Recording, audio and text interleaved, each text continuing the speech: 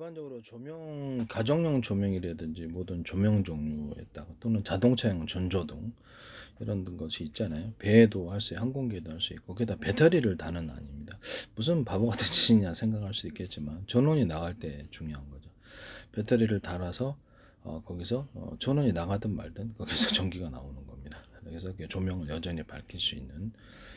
그다음에 컴퓨터에다가도 비상 전원 이렇게 배터리를 달아서 전원이 나가든 말든 안정적으로 거기서 전원이 공급되는 안입니다. 그걸 통해서 하는 안, 안에 전기가 완전히 나갈 때 그것을 곧바로 대체할 수 있는 안, 두 가지가 있습니다. 그와 같이 하시면 제 기술입니다. CCTV에도 이렇게 비상 전원이 나갔을 때 CCTV를 뭐 도둑질하는 사람들이다 그러면 CCTV 전원이 안 들어오게 하게 할 수도 있잖아요. 전원 나가게 비상 전원을 여기서 그래서 이렇게 자체로 탑재를 해가지고 할 수 있다면 얼마나 좋겠습니까? 네, 그와 같이 하시면 제 기술 구조가 되겠습니다. 또는 자체적으로 야외용 어떤 배터리를 미니 배터리를 달아가지고 여기다 저장 장치까지 해서 찍은 걸 여기다 저장을 하고 이런 갖고 다니는 휴대용을 제가 말씀을 드렸죠. 군에서도 사용할 수 있을 것 같은데 그와 같이 하시면 제 기술이 되겠습니다. 조명 장치에서 이론적으로 이게 15W짜리가 있고 30W짜리, 60W짜리가 있다 그러면 이거를 세 개를 달아 가지고 그중에 어떤 거를 켜든지 아니면 전체를 다 켜든지 이런 식으로 해서 전등의 밝기를 조절하는 이런 기술을 쓰시거나 또는 이거를 조명이 똑같은 게 30W짜리, 30W, 30W에서 두 개만 켜든가 한 개만 켜든 이런 식으로 이렇게 조명의 불빛을 조절하든가 뭐 자동차 전조등이나 모든 기타 이렇게 방식을 그렇게 할 수 있는 거죠. 아니면 이것을 전기양을 아예 그냥 공급 측면에서 통제를 해가지고 똑같은 전기의 전구인데 15W만 보내고 30W만 보내고 60W만 보내고 이런 기술입니다. 이런 기술 쓰시면 제 기술이 되겠습니다. 조명 방식에서뿐만 아니라 전 세계 모든 전원 공급 장치에서 그 방식이 이제 종류는 많겠죠. 종류는 많겠습니다. 예를 들자면 배터리 10개가 있다. 그러면 그 자동차 같은 데다 그러면 배터리가 있다 그러면 거기서 속도가 저속일 때는 한 개만 쓰고 속도가 좀 높아질 때는 두 개, 세 개, 네 개, 다섯 개 여러 개에서 전기를 써서 보다 많은 양의 전기를 갖다 쓰는 그런 식으로 해서 속도를 조절하자니 현재는 변속기 구조를 없애버리고 그러면 자동차만 그렇게 할 수 있는 게 아니잖아요. 로봇도 그렇게 할 수 있고 비행체도 비행체 프로펠러도 할 때 석유 방식으로 돌리는 거 아니면 전기 방식으로 돌리는 거 일단 뭐 다른 수소 전기로 돌리는 게 있겠죠. 그러면 이제 방식 연료가 뭐가 됐든 간에 연료를 양을 화목난로의 양을 적게 주면 적게 타고 많이 적게 줘도 많이 타는 경우는 없단 말이에요. 그러면 연료 양을 통제해서 그 속도를 저속, 중속, 고속 하거나 이렇게 프로펠러도 그러면 회전수를 틀리게 줄 수 있다라는 거죠. 왼쪽에는 적게 연료를 적게 주고 오른쪽에는 많이 주면 오른쪽에 프로펠러가 더 많이 들어가게 오른쪽으로 향하고 왼쪽에 많이 주면 왼쪽으로 향하고요. 그다음에 그 저속 중속 이게 저게 과변 프로펠러 밑으로 내리면 밑으로 내가 위로 올라가고 이런 식으로 이렇게 해서 그거를 YTN에 쓰시더라고요. YTN에서 어떤 독일의 업체가 하시더니 현대기아차에서 그걸 하시더라고요. 벤치 기술로. 현대기아차는 자동차 배터리의 격벽 시스템 이것도 제 기술 똑같이 쓰셨고요. 뭐 또 다른 기술도 또 배터리 기술도 쓸 것 같은 느낌이 왠지 싸하게 해서 지적재산권법도 있는데 이래도 되나? 제가 외국에 이걸 팔았을 때가 문제가 되는 거예요. 남의 기술을 제 기술을 틀림없고요. 그래서 제 기술이 나머지들이 좀 많이 모둠으로 있을 것 같은데 기술을 하도 많이 발표해가지고 YTN에 제 기술이 그냥 가득히 있습니다. 제 페이스북에 국정원 그다음에 행정안전 노동부 경찰청 막 한국은행 정부의 어떤 집안 정부의 어떤 기관 이런 들이 굉장히 광고를 많이 내셨고요. 서울시, 인천시, 뭐 각종 지자체들 이런 데도 광고를 많이 내셨습니다. 플라스틱 창문을 대신에 플라스틱 창문이 YTN에 보도가 나더라고요. 기존에 이렇게 유리창에다 플라스틱 창을 이렇게 덧붙여서 하는 아니었는데 그래서 이렇게 보석상 털리는 것을 보고 야 이게 침입이 쉽다. 그럼 플라스틱 창을 하는 기존의 유리창을 다 없애긴 비용이 많이 드니까 거기다 플라스틱 창을 덧붙이자. 라고 했어요. 그렇게 했더니 그게 플라스틱 창을 이렇게 보도를 하시더라고. 그 다음에 이렇게 서울시에서 플라스틱 야신 유리창을 갖다 덧대고 그 다음에 비상벨 시스템. 비상벨 시스템은 제가 그 어떤 그 휴대폰에다가 112 어떤 자동으로 음성이나 또는 이렇게 누르는 것으로 비상벨 시스템 얘기를 했었거든요. 아니면 보안회사가 하든지 이런 식으로 해서 곧바로 이렇게 어떤 암호를 대면 곧바로 112로 자동 이렇게 소리 없이 무음으로 전화가 걸어져서 112에서 그 상황을 아는 거예요. 녹취하는 거예요. 그래서 출동, 위치 서비스 출동 이런 서비스가 되겠습니다. 그러면 뭐 스마트폰이 아니더라도 또 다른 비상 장치가 만약에 그 회사의 워키토키 방식의 어떤 비상 어떤 벨이 있다. 이게 스마트폰을 뺏겼을 때 안에 이제 옛날에 그저 뭡니까 저기 삐삐식으로 해가지고 하든지 뭐 방식은 여러 가지가 있겠습니다. 동영상이 될 수도 있고 그냥 이렇게 현재 있는 상황을 녹음을 해서 저기 전파를 통해서 인터넷망 아니면 자체 전파 오케토키 방식으로 해가지고 할 수도 있고 보안회사 연결해도 되고요. 보안회사가 그 상황을 알고 인지하고 112에 신고하고 자기들도 출동하는 서비스입니다. 뭐 이렇게 택시 안에서도 어떤 인터넷망을 통해서 아니면 인터넷망이 아닌 방식으로 해서 인터넷 채팅 방식으로 해가지고 같은 프로그램을 택시회사다 그러면 답제를 해가지고 택시 본사에서 인터넷망이나 자체 통신망을 통해서 택시 안의 상황을 이해를 하는 거죠. 다 녹화가 되고요. 그래서 범죄가 일어나면 마이크 스피커로 경고를 해준다든지 뭐 택시 운전사하고도 같이 통화를 한다든지 이런 구조가 가능하겠습니다. 비상벨을 갖다가 누르거나 암호나 이런 것을 통해서 그 기기 자체에서 비상벨을 누르거나 암호를 통해서 곧바로 그 상황이 녹화되어서 구조 요청이 112로 곧바로 신고되거나 본사로 신고되어서 이것이 구조를 받을 수 있는 이런 택시 범죄도 많잖아요. 택시에서 그렇죠.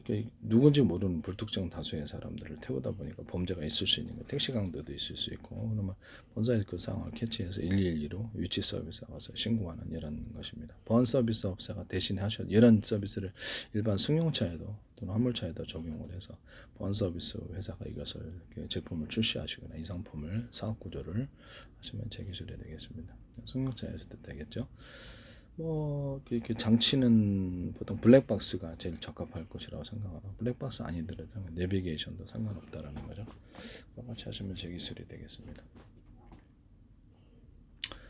같은 프로그램을 탑재하면 GPS 방식이 있을 수 있고 제 방식을 전 세계를 수천조 번에 수백 전의 가로 세로 높이로 좌표 숫자 방식으로 잘라서 1cm나 0.5cm 좌표 숫자로 표시하고 그에 따라 내비게이션 어떤 맵 지도 그다음에 전 세계 각 나라의 주소 지번이잖아요. 그 주소 지번에 상관없이 이쪽 주소 지번을 자체적으로 만들어서 군사적으로든 상업적으로 사용할 수 있습니다.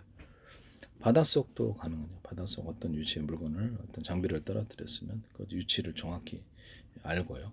거기다 다시 찾아갈 수 있는 거예요. 이렇게 전파로 끼울 수도 있고 어뢰 같은 거, 기뢰 같은 거 놔뒀다가 전파로 끼웠다가 일단 기동하여서 어뢰를 쏜다든지 배 지나갈 때 기뢰 같은 것도 보통 둥둥 자연적으로 떠다니는데 플랫폼을 탑재해서 움직여서 그것을 이렇게 플랫폼에서 움직여서 기뢰가 충돌해주는 이런 방식입니다. 네, 이런 것도 가능하죠.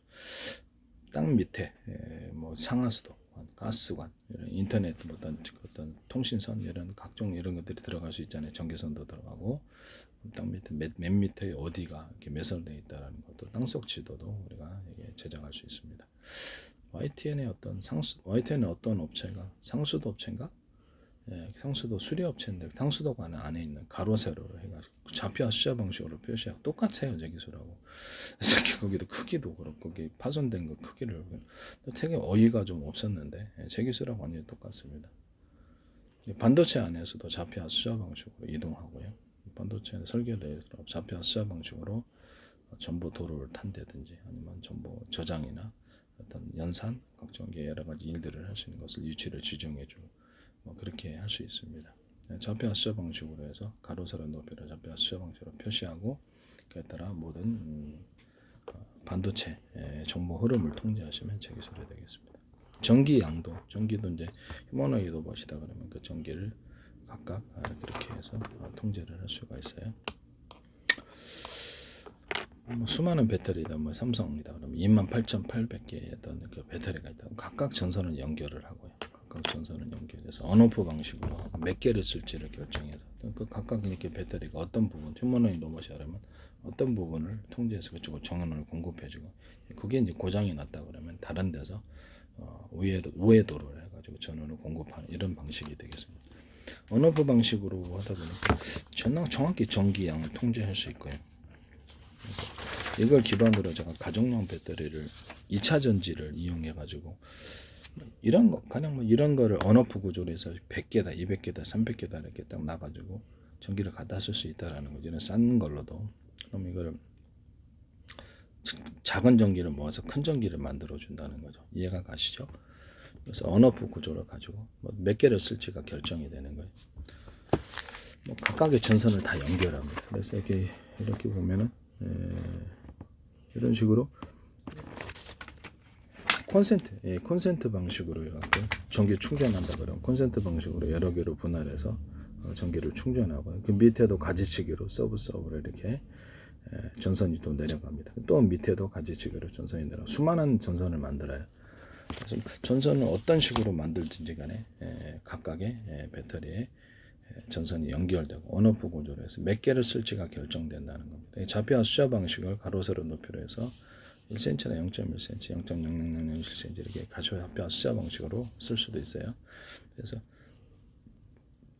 몇 개를 쓸지가 결정되고 휴머노이드 로봇 같은 경우는 이렇게 안에서 이런 배터리를 달아가지고 약간 이쪽으로 오른쪽으로 이렇게 했다 그러면 오른쪽 이만큼의 힘을 이만큼 물건들인데 이렇게 차들을 이렇게 에너지 낭비죠. 전기 낭비니까 이만큼 무게를 측정해서 사람이 하듯이 이 정도 힘만을 사람도 이 정도 힘은 이 정도만 쓰잖아요.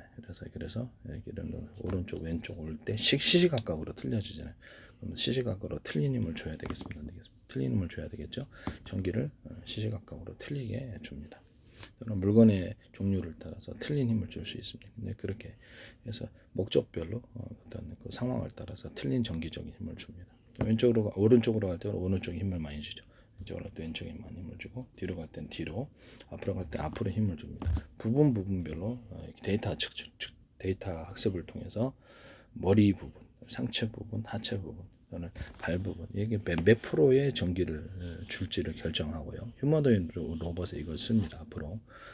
그래서 각 배터리가 자기가 부위별로 그 전기를 담당을 하고 그래서 몇 퍼센트를 갖다 공급을 할지 몇 개의 배터리가 참여해서 할지 이것을 결정하고 이렇게 배터리다 그러면 이렇게 제가 이거는 좀 안 맞는지 모르겠어요. 배터리가 이 정도가 되는 건지는 모르겠는데 이 안에도 미니 셀들이 들어가 있어가지고 작은 배터리 구조가 거기도 전선이 연결되어서 온오프 구조로 몇 개를 쓸지가 결정됩니다. 그래서 미세한 전기 흐름도 통제하는 이 기술을 쓴다는 거죠. 삼성이든 LG든 현대기아차든 하나든 이 기술 쓰시면 제 기술이 되겠습니다. 공급 측면에서 이 방식은 되게 효율적인데 이렇게 콘센트 방식으로 해서 전기를 잘게 쪼개서 고압의 전기라도 빨리 쪼개서 빨리 충전을 해버리거나 빨리 방전을 하거나 이 두 가지가 자유롭게 결정될 수 있는데요. 모양과 디자인은 다수입니다. 그래서 이런 원리로 이렇게 전선을 각각의 배터리 구조에 수없이 연결해서 쓰시면은 제 기술 구조가 되겠다. 자동차 배터리 같은데도 현재 있는 자동차 배터리 8개로 정도로 분할을 하자라고 말씀드렸죠. 1개가 이상 있으면 전기와 산소를 차단시켜서 오프시키고 나머지 7개를 살리자는 아니었어요. 그거를 겹벽 시스템을 사용하고요. 이제 YTN의 어떤 업체가 이거를 중소기업체가 하시더니 현대기아차가 하시더라고. 그래서 저한테 어이가 없는 현대기아차 제거 뒤져보면 많이 나올 것 같은데 YTN에 제 기술이 가득히 도배가 되어 있습니다. 그래서 냉난방 시스템, 겨울에 출력이 이게 추우니까 전해질 구조잖아요. 추워서 제가 액상이라서 이게 전해질 구조라서 이게 이렇게 얼어가지고 흐름이 넣는구나. 리튬이온 시동 배터리도 시동이 안 걸리고 그래서 나 시동 배터리나 구동 배터리에다 겹벽 시스템 만들어갖고 냉난방을 해주자. 겨울에 추우면 이렇게 난방 해주는 거예요. 사람이 하듯이. 아니 배터리에다 난방해주는 미친 사람이 어디 있습니까? 그래서 저는 이제 그걸 원인을 알았다라는 거죠. 추워서 전해질 구조. 그래서 전해질 구조 이렇게 배터리에다가 전해질 구조에다가 그러면 안에다가 전해질이 흐르는 통로 관을 만들자. 관을 만들어 가지고 그 안에서만 전해질이 존재하고 리튬 이온이 그 안에서 속도가 움직이는 속도가 빠르겠죠. 이런 형태의 배터리 만드시면 제 기술이 되겠습니다. 음극재나 양극재, 흑연 코크스 구조서부터 입자를 대중소 틀리게 만들어 가지고 들어가는 기술. 하나의 큰 덩어리에 음극재가 아니라 여러 겹으로 들어가는 것. 양극재도 입자를 대중소 들어가고 하나의 큰 덩어리가 아니라 대중소 이렇게 틀리게 여러 겹으로 들어가는 이 기술 구조를 쓸 수 있습니다. 모토 같은 데도 어떤 연구 자석 같은 거 이런 것들을 할 때도 여러 겹의 연구 자석 큰 덩어리가 하나가 들어가는 게 아니라 여러 겹으로 들어가는 겁니다. 잘게 이렇게 작은 단위로 부셔서도 됩니다만은 어쨌든 여러 개로 들어가는 여러 개로 들어가는 하나의 큰 덩어리지만 실질적으로 내용적으로는 여러 개 그렇게 해가지고 하는 게 좋다. 그러나 제가 보기엔 빨리 닳아질 것 같기 때문에 연구 자석을 대중소 이렇게 틀린 두께로 들어가는 게 이게 제일 안정적이지 않을까라고 생각하고 있습니다. 이렇게 여러 개로 들어가는 이 기술을 쓰시면 제 기술이 되겠습니다.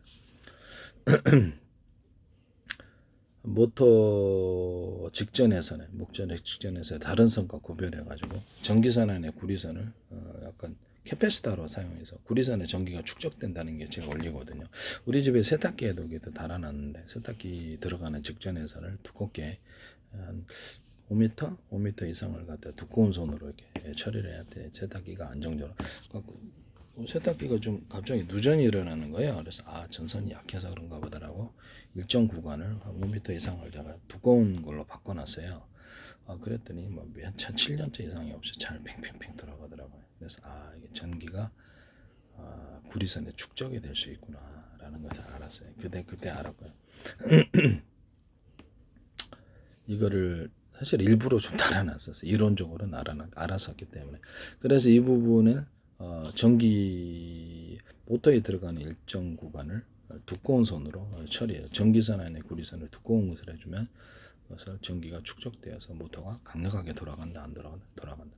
모터에 들어가는 구리선을 좀 두껍게 감아주면 강력하게 돌아갑니다.